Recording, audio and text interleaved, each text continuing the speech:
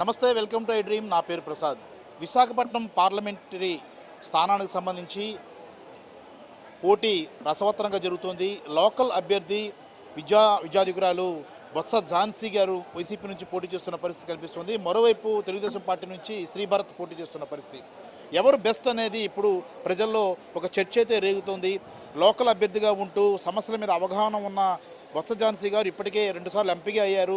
మళ్ళీ ఎంపీ అయితే విశాఖపట్నానికి మేలు చేస్తారా, లేదంటే గీతాం విద్యా సంస్థల అధినేతగా ఉన్న భరత్ ఏమైనా న్యాయం చేయగలుగుతారా, ఆ సమర్థత ఉందా? ఇలాంటి అంశాలకు సంబంధించి మనతో మీరు ఎప్పటి నుంచి రాజకీయాలు చూస్తున్నారు? ఎప్పటి నుంచి రాజకీయాలు చూస్తున్నారు? ఇప్పుడు మీరు ఎన్నికలు చూస్తున్నారు కదా, ఎవరు గెలుస్తారని మీరు అనుకుంటున్నారు? మొత్తం ప్రజల్లో ఉన్నారు, అన్నీ చూస్తున్నారు కదా. మేము 1978లో ఇందిరా కాంగ్రెస్ వేవ్ ఉండేది. అవాళ కాంగ్రెస్ గవర్నమెంట్ వచ్చింది. మనకి 1956లో మెడ్రాస్ నుంచి సపరేట్ అయింది మన ఆంధ్రప్రదేశ్. అప్పటి నుంచి మన ఇక్కడ వెనుకబడిన జిల్లాలో శ్రీకాకుళం, విజయనగరం, విశాఖ ఇవన్నీ ఉన్నాం.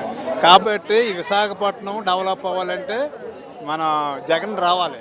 ఏ పరిస్థితుల్లో అతను వస్తేనే డెవలప్ అవుతుంది. ఇంకా రాష్ట్ర చరిత్రలో వెనుకబడిన బీసీ లీడర్కి ఇంతవరకు ఎంపీ ఇవ్వలేదు. విశాఖపట్నంలో ఇంతవరకు ఎంపీ ఇవ్వలేదు. ఇదే ఫస్ట్ టైం. కాబట్టి బీసీలు అందరూ పార్టీలకు అతీతంగా మనకు అవకాశం వచ్చింది కాబట్టి గెలిపించాలా. ఏ పరిశ్రమలో ఇక్కడ గెలిస్తేనే మనకి విశాఖపట్నంలో రాజధాని అవుతుంది. మన 5 జిల్లాలో మెరుగైన వైద్యం అన్ని రకాలుగా డెవలప్ అవుతుంది. నెక్స్ట్ పార్టీలకు అతీతంగా అతను అనేక సంక్షేమ కార్యాలుగా చేశాడు. కులాలు లేవు, 2 జాతులు, తెలివైనలు, తెలివి తక్కువలు, ఆడమగని పద్ధతిలో తప్ప అతను జగను అతను రాజశేఖర రెడ్డి 3 పథకాలు చేశాడు. తండ్రికి మించిన తనయుడిగా అనేక పథకాలు ఇచ్చి పేద ప్రజల హృదయంలో ఉన్నాడు. ఇవాళ మీరేం చెప్తారంటే రాజకీయాలకు అతీతంగా ఈసారి అందరూ వైఎస్ఆర్సీపీకి వేయాలని కోరుతున్నారా? బీసీ సామాజిక వర్గం అందరికి ఉన్నాం. ఏ పరిస్థితిలో బీసీని గెలిపి మనకు అవకాశం వచ్చింది. 1950 నుంచి మనకు అవకాశం రాలేదు. కాబట్టి బీసీ లేడీ, తెలివైన ఆవిడే, ఎడ్యుకేటెడ్ ఆవిడే, అన్ని విధాలుగా ఆవిడ పనికి ఫైనాన్షియల్గా అన్ని రకాలుగా చేస్తుంది. ఆవిడ విజయనగరం జిల్లాలో ఎంపీ చేసింది, జిల్లా పరిషత్ చేసిన అనుభవం ఉంది. కాబట్టి ఏ పరిస్థితిలో గెలిపించాలా. Thank you. భరత్ ఉన్నారు, ఇద్దరు విద్యార్థులే, చదువుకున్న వాళ్ళే. కానీ ఎవరు బెస్ట్? ఎవరికి ప్రజలు అంటే ఇక్కడ ఏంటంటే పారాషూట్ నాయకులు ఎక్కువ ఉంటారు విశాఖపట్నంలో. ఎవరు అందుబాటులో ఉంటారు, ఎవరికి ఓటేస్తే బెటర్ అనుకుంటున్నారు? యాక్చువల్లీ బొత్స ఝాన్సీ గారు అంటే బ్రాండ్ అండి రాజకీయాల్లో. మరి వాళ్ళ హస్బెండ్ కానివ్వండి, వాళ్ళ ఫ్యామిలీస్ ఎప్పటి నుంచి పాలిటిక్స్లో ఉన్నారు. అంటే at the same time Bharat గారు లేరు అని కాదు. భరత్ అనే వ్యక్తి ఇంకా చిన్న వయసులో ఉన్నారు. ఆయనకు రాజకీయ అవగాహన తక్కువ ఉంటుంది. వీళ్ళైతే మరి ప్రజల్లో ఉంటూ నిరంతరం ప్రజల సమస్యలను తెలుసుకుంటూ, ప్రజల వైపు ఉంటూ, ప్రజల సమస్యల్ని పార్లమెంట్లో వినిపిస్తూ ఆమె బాణీలో ఆమె ప్రజలకు సేవ చేస్తున్నారు. సో మేము మహిళా పక్షపాతిగా, మేమనే కాదు జగన్ గారు కూడా మహిళా పక్షపాతిగా మహిళలకి పెద్దపీట వేశారు. ఆ క్రమంలో చూస్తే మేము ఝాన్సీ గారికి మద్దతు ఇస్తున్నాము. ఆవిడ ఎంపీగా మేము గెలిపించుకుంటామని మనస్ఫూర్తిగా తెలియజేసుకుంటూ జై జగన్. వైసీపీ కోసం ఎంత కష్టపడుతున్నారు? వైసీపీ గెలుస్తుంది అనుకుంటున్నారా? గెలుస్తుందండి. గెలిచి గణేష్ కుమార్ని మేడం గారిని గెలిపించి గిఫ్ట్గా మనం తీసుకెళ్తామండి. కపటగా అందరికి సాధిస్తాం. గణేష్ కుమార్ని గెలిపిస్తాం. వార్డులో ఝాన్సీ గిఫ్ట్గా తీసుకెళ్ళి గణేష్ కుమార్ని మన ఝాన్సీ మేడం గిఫ్ట్గా తీసుకెళ్ళి గణేష్ కుమార్ని గెలిపించి మనం తీస్తామండి. ఇప్పుడు ఎంపీ గారు ఝాన్సీ మేడం గారు మీకు అందుబాటులో ఉంటారని నమ్ముతున్నారా? మాకు నమ్మకమేనండి. మాకు అన్నీ నమ్మకం పెట్టి మాకు చేస్తారని మేము నమ్మకంగా ఉన్నామండి. పార్టీ కోసం ఎంత కష్టపడుతున్నాం. డోర్ కట్టి కష్టపడి గెలిపిద్దామని మేము చూస్తున్నామండి. కరెక్ట్. ఒకవైపు బొత్స ఝాన్సీ గారు, మరోవైపు భరత్ టీడీపీ నుంచి పోటీ చేస్తారు. మీరు ఎవరికి సపోర్ట్ చేస్తారు? ఆల్రెడీ మీరు బ్యాడ్జ్ పెట్టుకొని సపోర్ట్ చేస్తారను, కానీ వీళ్ళిద్దరిలో ఎవరు బెటర్ అనుకుంటారు మీరు? బొత్స ఝాన్సీ మేడం గారే. ఎందుకంటే ఆవిడ విద్యావంతురాలు, ఒక అడ్వకేట్గా చేశారు, పార్లమెంట్లో అనుభవం గల వ్యక్తి, అలాగే పార్లమెంట్లో ఉత్తమ పార్లమెంట్ అవార్డు తీసుకున్నారు. మహిళలకే సపోర్ట్ చేస్తామండి. కానీ భరత్ విద్యా సంస్థలు నడిపిస్తున్నాడు, ఆయన ఇంకా ఏదో చేస్తాను అని చెప్తున్నాడు. ఆయన మాటలను జనం నమ్మే పరిస్థితి ఉంటుందా? అసలు భరత్ గారు అంటే ఎవరో మాకు తెలియదండి ప్రస్తుతానికి. భరత్ అనే వ్యక్తి గురించి కూడా మేము తెలుసుకోవాల్సిన అవసరం అయితే లేదు. ఎందుకంటే విద్యా సంస్థలు అనే బోర్డు పెట్టుకొని ఆయన చేసే రాజకీయం వేరు, ఆయన భూకజ్జాలు వేరు. ఆయన ఏదో గీతం విద్యా యూనివర్సిటీ అని పేరు పెట్టుకొని ఆయన క్యారెక్టర్ వేరండి.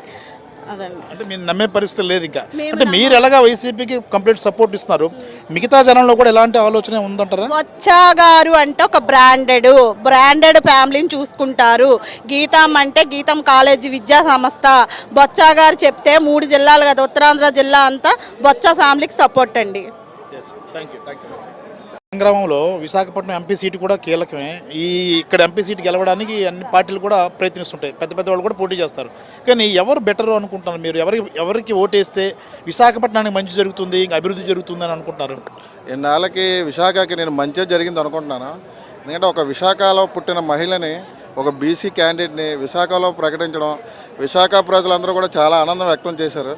ఎందుకంటే ఇప్పటి వరకు కూడా పురంధేశ్వరి కానీ అవుటర్స్ వచ్చి ఇక్కడ పరిపాలిస్తున్నారు విశాఖని. విశాఖ కూడా డెవలప్ అవ్వడానికి కారణం ఏంటంటే దాని ఇండివిజువల్గా అది డెవలప్ అయింది తప్పించి ఈ నాయకులు ఎవరు డెవలప్ చేయలేదు. గెలిచి వాళ్ళ ఊర్లకు వెళ్ళి హైదరాబాద్లో ఉండి వాళ్ళు చేస్తున్నారు తప్పించి ఈరోజు విశాఖపట్నంలో పుట్టి విజయనగరంలో ఒక వివాహం చేసుకున్న తర్వాత అక్కడికి వెళ్ళి మళ్ళీ అక్కడ 2 సార్లు ఎంపీగా అయ్యి మళ్ళీ ఇక్కడికి రావడం మాకు ఒక తోడపుట్టిన ఆవిడ మా ఇంటికి వచ్చినట్టు మాకు అనిపిస్తుంది. అంటే ఝాన్సీ గారు ఖచ్చితంగా విశాఖను అభివృద్ధి చేస్తారని నమ్మకం మీకుందా? లేదంటే విద్యా సంస్థలు నడుపుతున్న భరత్ ఏమైనా మీకు అందుబాటులో ఉంటాడు అనుకుంటారా? నాకు తెలిసి బొత్స ఝాన్సీ గారిని మేము కలవడం జరిగింది, మా ప్రాబ్లం కోసం మాట్లాడడం జరిగింది. ఒకసారి మాట్లాడడం, తర్వాత ఫాలోఅపింగ్ వాళ్ళే చేశారు, వాళ్ళైతే దగ్గరుండి చూసుకుంటున్నారు. అలాంటి నాయకురాలు మనం ప్రాబ్లం చెప్పిన వెంటనే స్పందించి ఆవిడ అప్పుడు ఇంకా ఎంపీ కాదు ఆవిడ స్పందించడం మా 33వ వార్డులో మేమందరం కూడా చాలా ఆనందంగా, ఎందుకంటే అలాంటి క్యాండిడేట్ రావడం మాకు ఎంతో ఆనందంగా ఉంది. ఝాన్సీ గారు అందుబాటులో ఉంటారా? విశాఖపట్నం ఎంపీ అభ్యర్థిగా వైఎస్ఆర్సీపీ పార్లమెంట్ మహిళా అభ్యర్థిగా బొత్స ఝాన్సీ లక్ష్మి మేడం గారు పోటీ చేస్తున్నారండి. ఝాన్సీ లక్ష్మి గారు బయట వ్యక్తి కాదు, విశాఖపట్నం ఆడబిడ్డ.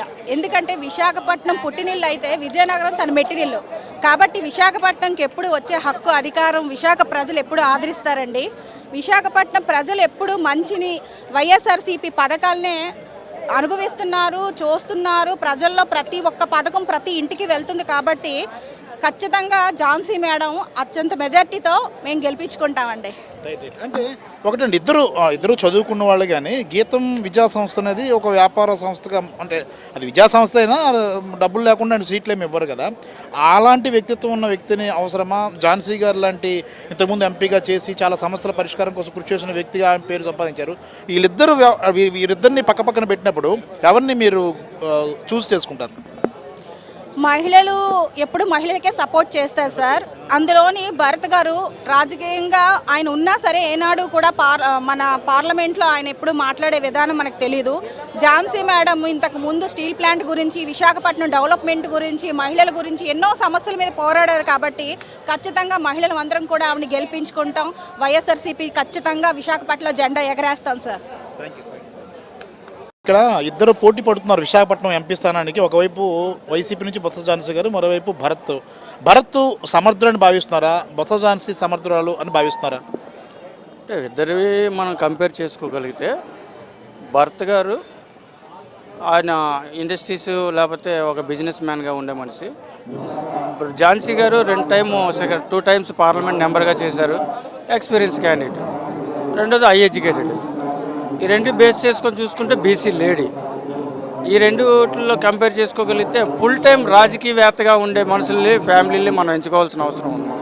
అంతేగాని బిజినెస్ మ్యాన్లు, మనం బిజినెస్ పర్సన్ చూసుకుంటే వాళ్ళు మనకు అందుబాటులో ఉండరు అనేది నా అభిప్రాయం. అంటే భరత్ అనే వ్యక్తి అంటే జనరల్గా ఓ మనిషి తాలూ వ్యక్తిత్వం కూడా ఇక్కడ కీలకంగా ఉంటుంది కదా. అంటే ఆయన విద్యా సంస్థ నడుపుతున్నారు. విద్యా సంస్థ విషయంలో అంటే పేదలకు కానీ, మధ్యతరగతి పేదల వాళ్ళకి ఏమైనా హెల్ప్ చేసే అలాంటి గుణం ఏమైనా ఉందంటారా? జనరల్గా నేను పబ్లిక్లో ఎక్కువ తిరిగే మనిషిని. నేను ఏ రోజు కూడా పబ్లిక్కి వాళ్ళు ఏమైనా సర్వీస్ చేసేస్తారు లేకపోతే ఏమైనా హెల్ప్ చేస్తారు అనేది మాత్రం నేను ఎప్పుడు ఆలోచించలేదు. నేను ఎప్పుడు కూడా తోటి కార్యకర్తలతో కూడా నేను చాలామందితో ఫ్రెండ్షిప్ ఉంది నాకు. ఎప్పుడు కూడా నేను ఆలోచించలేదు. వాళ్ళు ఆ టైపు ఛాన్స్ లేదని అనిపిస్తుంది. విశాఖపట్నం రాజకీయాలు చూస్తున్నారు, ఎవరు బెటర్ అనుకుంటారు? బొత్స ఝాన్సీ గారా? అంటే ఎంపీ అనేది కూడా కీలకమే ఇక్కడ. ఈసారి ఎవరు గెలుస్తారన్న దీని మీద కూడా చాలా రసవత్తరమైన పోరు జరుగుతుంది. ఎవరు బెటర్ అనుకుంటారు మీరు? బొత్స ఝాన్సీ గారే బెటర్ అండి. ఎందుకంటే ఆవిడ గతంలో 2 సార్లు పార్లమెంటరీగా పనిచేసింది. ఉత్తమ పార్లమెంటరీని కూడా అవార్డు తీసుకున్నారు. అనుభవజ్ఞురాలు. ఈయనకి ఎటువంటి అనుభవం లేదు, గతంలో పోటీ చేసి ఓడిపోయాడు. ఈవిడ 2 సార్లు గెలుచున్నది, పైగా ఇక్కడే పుట్టి పెరిగిన ఆవిడ. అందుకని బొత్స ఝాన్సీ గారు అయితే విద్యావేత్త, బాగా వాక్చాతుర్యం కూడా కలిగిన ఆవిడ. ఈయనకి మాట్లాడడం కూడా చేత కాదు. అందుకని బొత్స ఝాన్సీ గారికి ప్రజలందరూ కూడా కావాలని కోరుకుంటున్నారు. ఏంటంటే స్టీల్ ప్లాంట్ విషయంలో కూడా ఆమె చాలా సమస్యలు, ముఖ్యంగా స్టీల్ ప్లాంట్ విషయంలో ఆమె ప్రస్తావించిన పరిస్థితి కూడా ఉంది కదా, అది ఏమైనా ఆవిడకి ప్లస్ అవుతుందా? ప్లస్ అవుతుందండి. అందరూ ఏదైనా సరే అది ఆవిడ అనర్గళంగా మాట్లాడగలదండి. పార్లమెంట్లో సుదీర్ఘ అనుభవం ఉంది కాబట్టి, 10 సంవత్సరాల అనుభవం ఉంది కాబట్టి ఆవిడే కావాలని విశాఖ ప్రజలందరూ కోరుకుంటున్నాం, మేము కూడా కోరుకుంటున్నాం. Thank you.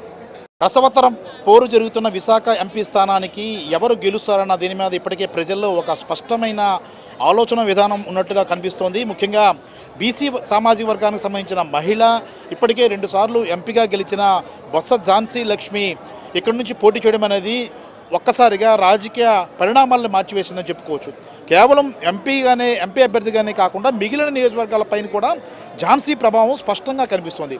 ఆమె విద్యార్థురాలే కాదు, ప్రతి ఒక్కరితో మమేకమయ్యే తీరు కానీ, లేదంటే ప్రతి ఒక్కరిని పలకరించే తీరు కానీ, ఎప్పుడూ అందుబాటులో ఉంటారన్న నమ్మకం కానీ, ఇవన్నీ కూడా మెజారిటీ ప్రజానీకం ఝాన్సీని నమ్మడానికి కారణమవుతుందని చెప్పుకోవచ్చు. చాలామంది మహిళలు కానీ, విశాఖపట్నంలో ఉన్న జనం కానీ అదే రకంగా ఆలోచిస్తున్న పరిస్థితి కనిపిస్తోంది. ఎందుకంటే విశాఖపట్నంలో వచ్చే వాళ్ళంతా కూడా పారాషూట్ నాయకులే. ఇక్కడ గెలిచిన తర్వాత ఢిల్లీలో ఉండడం కానీ, లేదంటే వాళ్ళ స్వస్థలాల్లో ఉండడం కానీ, ఎప్పుడో వారానికి ఒకసారి క్యాంప్ ఆఫీసులో కనిపించేవాళ్ళు. ఇప్పుడు ఆ పరిస్థితి ఉండదు, ప్రతి ఒక్కరికి అందుబాటులో ఉంటారు, ప్రతి సమస్యను పరిష్కరిస్తారన్న నమ్మకం ఝాన్సీ పైన రావడం వల్ల ఖచ్చితంగా పరిణామాలు మారుతూ వస్తున్నాయి. తెలుగుదేశం పార్టీకి అనుకూలంగా ఉన్న ఈ చాలా ప్రాంతాలు కూడా టర్న్అవుట్ అయి వైసీపీకి మళ్ళుతున్న పరిస్థితి కనిపిస్తుంది. దీంతో వైసీపీ ప్రభంజనం తప్పదు అన్న భావన కూడా విశ్లేషకుల నుంచి కనిపిస్తున్న పరిస్థితి, వినిపిస్తున్న పరిస్థితి ఉంది. కెమెరామెన్ మూర్తితో ప్రసాద్, ఐడ్రీ మీడియా, విశాఖపట్నం.